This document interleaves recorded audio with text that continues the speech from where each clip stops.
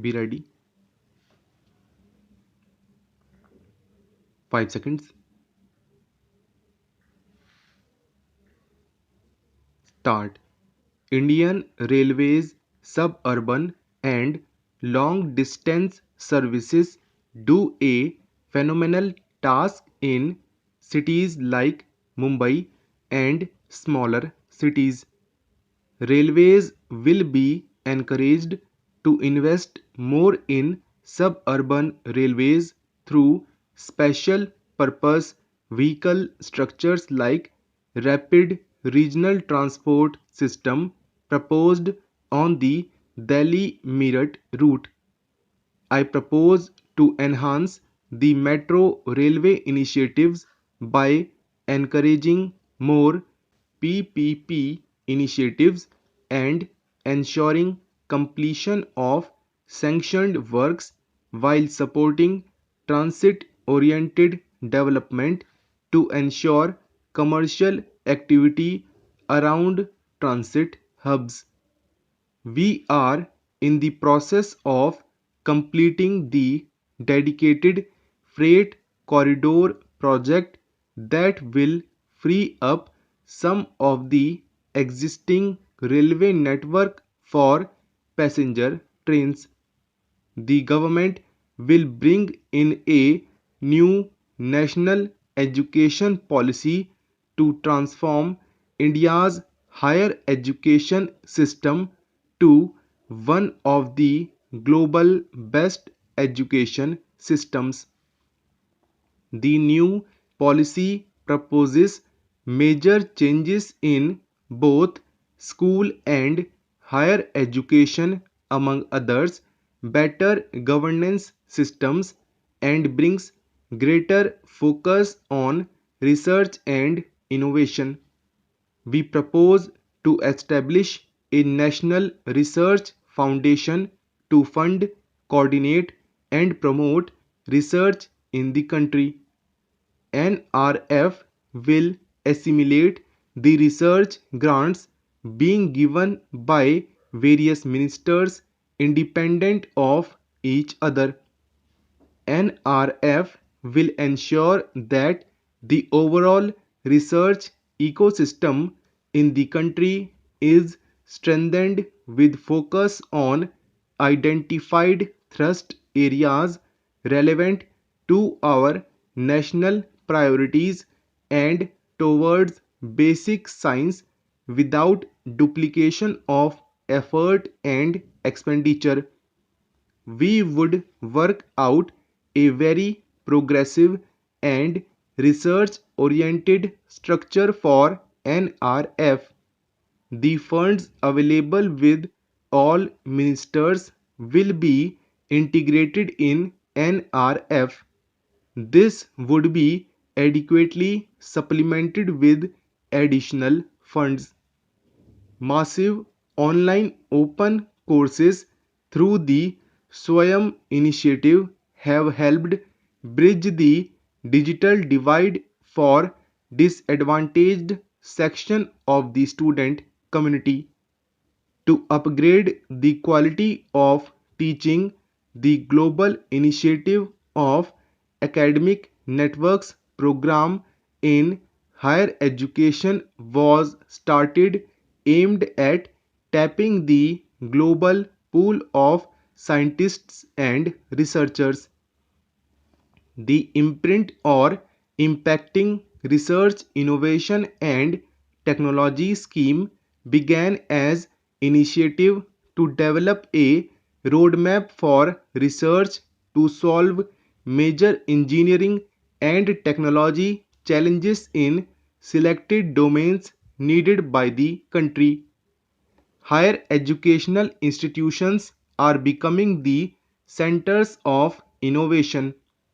These initiatives have upgraded the quality of education. There was not a single Indian institution in the top 200 in the world university rankings 5 years back. Due to concerted efforts by our institutions to boost their standards, we have three institutions now in the top 200 bracket in the world. The government is proposing to streamline multiple labor laws into a set of four labor codes. This will ensure that process of registration and filing of returns will get standardized and streamlined.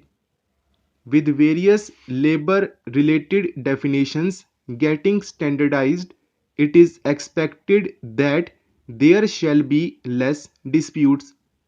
We propose to start a television program within the DD bouquet of channels exclusively for startups. This shall serve as a platform for promoting startups, discussing issues affecting their growth, matchmaking with venture capitalists, and for funding and tax planning.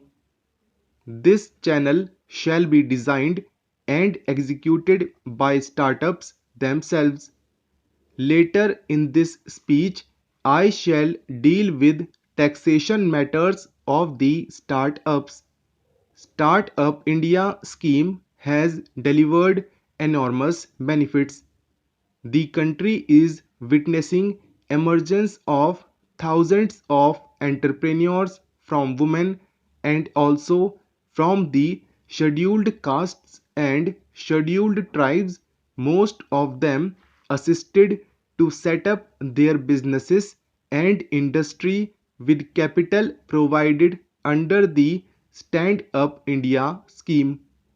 Considering the beneficial results of the scheme and strong demand for its continuance by the SC and ST communities, the scheme would be continued for the entire period coinciding with the 15th Finance Commission period of 2020-25.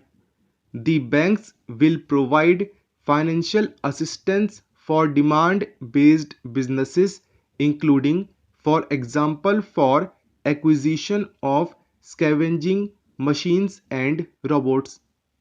This government aims to bring greater ease of living in the lives of its citizens. Digital payments are gaining acceptance everywhere, including by the government.